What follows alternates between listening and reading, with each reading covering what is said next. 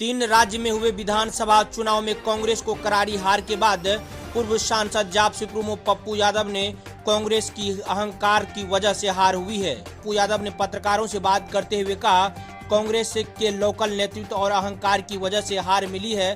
मध्य प्रदेश में अहंकार की वजह से कांग्रेस को करारी हार मिली है। जहां पूर्णतः कांग्रेस के नेतृत्व में चुनाव लड़ा है, वहां उनको जीत मिली है। उन्होंने लालू यादव और नीतीश कुमार को नसीहत देते हुए कहा कि अहंकार में मत रहिए, ओवर कॉन्फिडेंस में मत आइए, एक साथ मिलकर चुनाव लड़िए।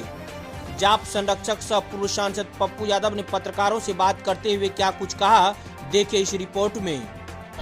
देखिए, कांग्रेस के लोकल नेतृत्व जिन्होंने अहंकार में इस चुनाव को हारा। एक तो भूपेश बघेल जी कॉन्फिडेंस बहुत हो गए और दूसरी तरफ मध्य प्रदेश में अहंकार बहुत हो गया। तो आगे भी बना लीजिएगा। जहाँ पर कांग्रेस पूर्णतः कांग्रेस नेतृत्व ने चुनाव लड़ा नीचे से स्तर तक, वहाँ पर चुनाव जीत गए। राजस्थान में यदि पहले से नहीं होता, मुख्यमंत्री की घोषणा हो गई होती या पहले से गहलोत साहब और उनके बीच झगड़ा नहीं होता पायलट जी के बीच, तो आपको ये देख लीजिए कितने नजदीक की बात होगी। छत्तीसगढ़ चुनाव हारने का कोई मतलब ही नहीं था। तो अब इस पर तो समीक्षा होगी ही। मेरा सवाल बहुत क्लियर है कि अहंकार को हम सबको छोड़ना होगा, ओवर कॉन्फिडेंट नहीं होना पड़ेगा।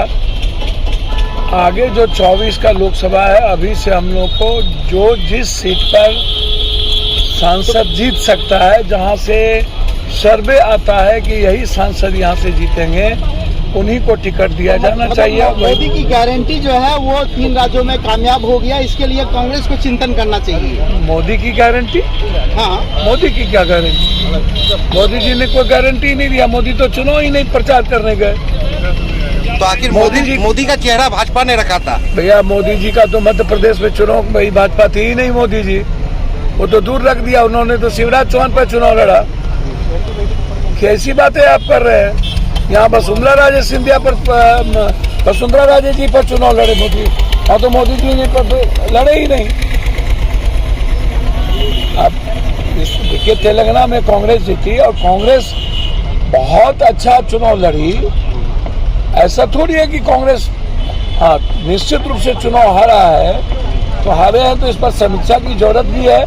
और 2024 में अभी से हम लोग को मजबूती से 3 महीने लग जाने होंगे, और उसके बाद जो कैंडिडेट जहां, जो पार्टी जहां मजबूत है, उसकी वहां पर कंप्लीट रूप से उसको ले करके उसको उस सीट पर चुनाव लड़ाना चाहिए। अहंकार को खत्म कर देना चाहिए, और बिहार में भी अहंकार को खत्म करना जरूरी है। मैं लालू यादव जी, नीतीश कुमार जी से आग्रह करूंगा कि ओवर कॉन्फिडेंट में मत आइए कि 75% आरक्षण, जातीय जनगणना, ये ओवर कॉन्फिडेंट हो जाएगा।